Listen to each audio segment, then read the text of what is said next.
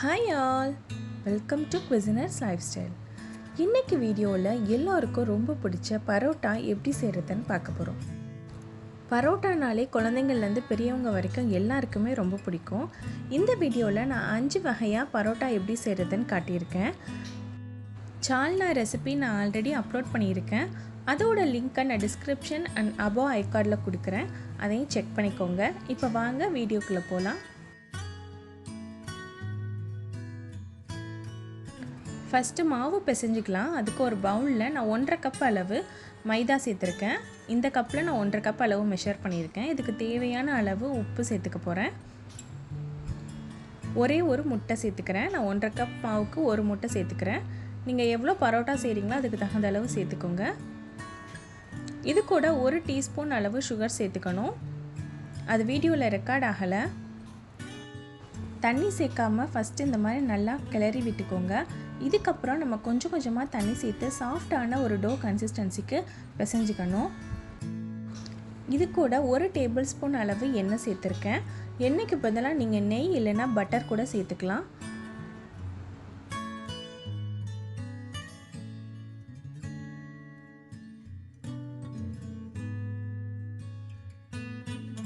இப்போ கொஞ்சம் கொஞ்சமாக தண்ணி சேர்த்து நல்ல ஒரு சாஃப்டான டோவுக்கு பிசைய போகிறேன்.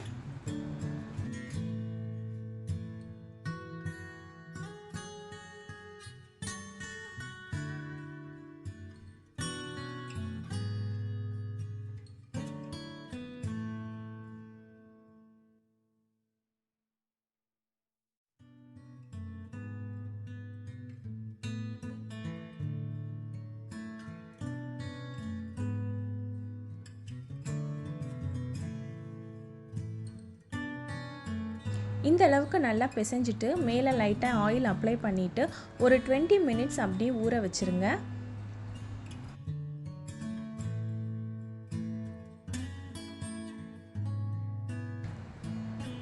இப்போ 20 மினிட்ஸ்க்கு அப்புறம் இதை எடுத்து மறுபடியும் பிசையணும். எந்த அளவுக்கு நீங்கள் நல்லா அழுத்தம் கொடுத்து பிசைகிறீங்களோ அந்த அளவுக்கு உங்களுக்கு பரோட்டா நல்லா சாஃப்டாக கிடைக்கும். 5 to 10 மினிட்ஸ் நல்லா சாஃப்டாக பிசைஞ்சு எடுத்துக்கோங்க. பிசைஞ்ச மாவை குட்டி குட்டி ரவுண்டாக பிரித்து எடுத்துக்கலாம்.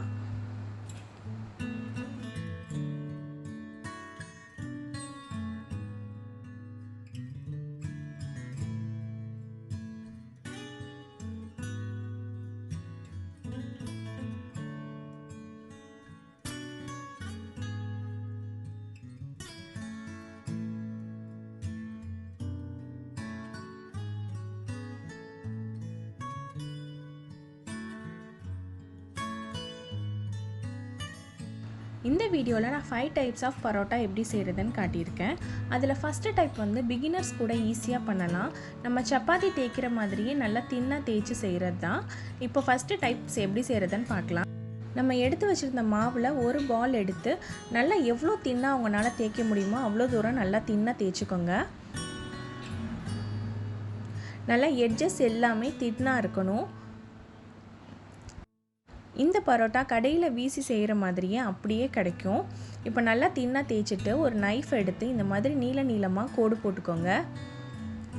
அதுக்கப்புறம் இதை மேலேருந்து இந்த மாதிரி ரொட்டேட் பண்ணி எடுத்துக்கணும். இப்போ இதை நல்லா ஒரு 2 தடவை இந்த மாதிரி தட்டிக்கோங்க.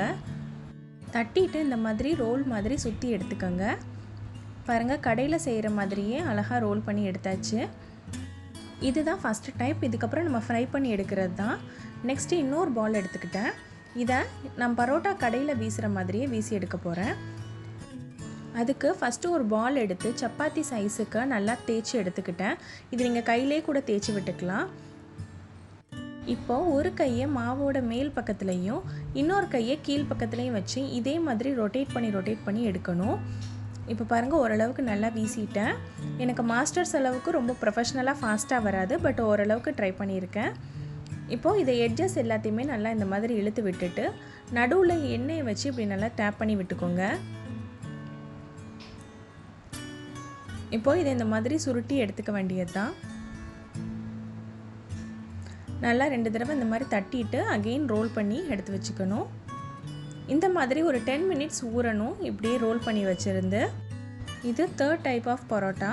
இதுக்கு நல்ல மாவு உருண்டை ஒன்று எடுத்துக்கோங்க. எடுத்து எவ்வளோ தின்னாக தேய்க்க முடியுமோ அந்தளவுக்கு தின்னாக தேய்ச்சி எடுத்துக்கணும். இது ஃபஸ்ட் டைப் மாதிரியே தான், பட் நடுவில் கோடு போட தேவையில்லை.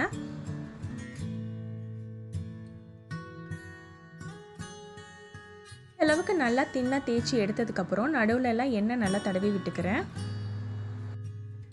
இப்போது இது ஃபோல்ட் பண்ணும்போது இந்த மாதிரி ஒன்று மேலே ஒன்று வச்சு மடித்து ஃபோல்ட் பண்ணணும்.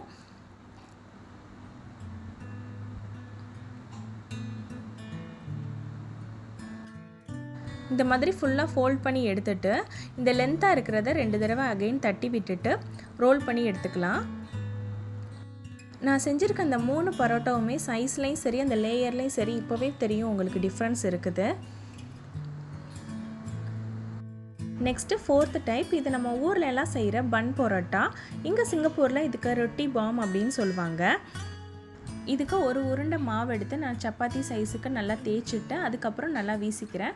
உங்களுக்கு வீச வரலைன்னா சப்பாத்தி ரோலை வச்சு ஃபுல்லாகவே தின்னாக தேய்ச்சி எடுத்துக்கலாம். இந்த மாதிரி நல்லா தேய்ச்சிட்டு அந்த எட்ஜஸ் எல்லாத்தையுமே நல்லா தின்னாக தேய்ச்சி விட்டுருங்க. இப்போ இதில் நடுவில் எண்ணெய் அப்ளை பண்ணிக்கலாம்.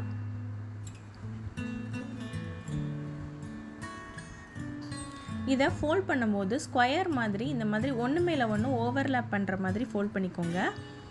ஃபோல்ட் பண்ணிவிட்டு ஒரு சைட்லேருந்து இந்த மாதிரி பிரித்து விட்டோன்னா ரொட்டி பாம் ரெடி ஆகிடுச்சு. இதை நம்ம மறுபடியும் தேய்க்க தேவையில்லை, அப்படியே ஃப்ரை பண்ணி எடுத்துக்கணும்.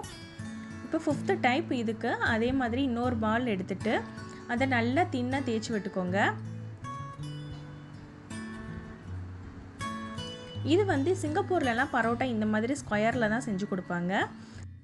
இதே மாதிரி தான் சிலோன் பரோட்டாவும் ஸ்கொயரில் தான் இதே மாதிரி தான் செய்வாங்க. இப்போது நல்லா தின்னாக பெருசாக தேய்ச்சி எடுத்துக்கிட்டாச்சு. நடுவில் அதே மாதிரி எண்ணெய் தடவிட்டு இதை வந்து ஸ்கொயராக மடிக்கணும். ஸ்கொயராக மடிக்கும் போது ஒன்று மேலே ஒன்று மேலே ஓவர்லேப் ஆகக்கூடாது. பாருங்கள், இந்த மாதிரி ஒன்று மேலே ஒன்று ஓவர்லேப் ஆகாத மாதிரி ஃப்ளாட்டாக மடித்து எடுத்து வச்சுக்கிட்டேன். இப்போ 5 டைப்ஸ் ஆஃப் நம்ம பரோட்டா தேய்ச்சி எடுத்தாச்சு. இப்போ ஃபஸ்ட்டு செஞ்ச பரோட்டாவை இந்த மாதிரி கையிலேயே லைட்டாக ப்ரெஸ் பண்ணி விட்டுட்டு எண்ணெயில் பொரித்து எடுத்துக்க வேண்டியது தான். தோசைக்கல்ல சூடு பண்ணிவிட்டு 1 டேபிள் ஸ்பூன் அளவு எண்ணெய் சூடானதும் பரோட்டாவை 2 சைடும் நல்லா வேக வச்சு எடுத்துக்க வேண்டியது தான். இப்போது பரோட்டா வேகிறதுக்கு இன்னும் ஒரு 2 டேபிள் ஸ்பூன் அளவு எண்ணெய் சேர்த்துக்கிறேன்.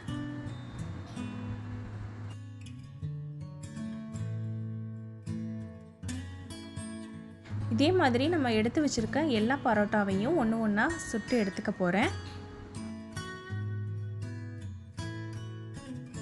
ஃப்ரை பண்ணும்போது மீடியம் ஃப்ளேமில் ஃப்ரை பண்ணுங்கள்.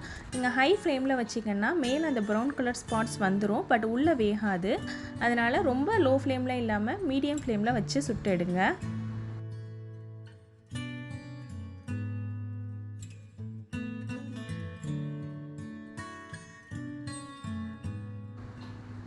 இப்போது இதே மாதிரி எல்லா பரோட்டாவையுமே செஞ்சு எடுத்து வச்சுருக்கேன். பாருங்கள், இது நம்ம வீசின பரோட்டா. இது வந்து பன் பரோட்டா. எல்லாத்தையுமே நான் தட்டி எடுத்து வச்சுருக்கேன். நம்ம எல்லாருக்குமே ரொம்ப பிடிச்ச பரோட்டா வீட்டிலையே எப்படி சூப்பராக செய்கிறதுன்னு பார்த்தாச்சு. இதோட சால்னா வச்சு சாப்பிடும்போது அவ்வளோ சூப்பராக இருக்கும். கேட்கும்போதே எல்லாருக்குமே வாய் ஊறுதில்ல. கண்டிப்பாக இதே மாதிரி நீங்கள் வீட்டில் செஞ்சு பாருங்கள். இந்த வீடியோ உங்கள் எல்லாருக்கும் ரொம்ப பிடிச்சிருக்குன்னு நினைக்கிறேன். பிடிச்சிருந்தா இந்த வீடியோவை லைக் பண்ணுங்கள். செஞ்சு பார்த்துட்டு எப்படி இருக்குன்னு கமெண்ட் பண்ணுங்கள். மறக்காமல் குசினர்ஸ் லைஃப் ஸ்டைலுக்கு சப்ஸ்கிரைப் பண்ணுங்கள். தேங்க்ஸ் ஃபார் வாட்சிங்.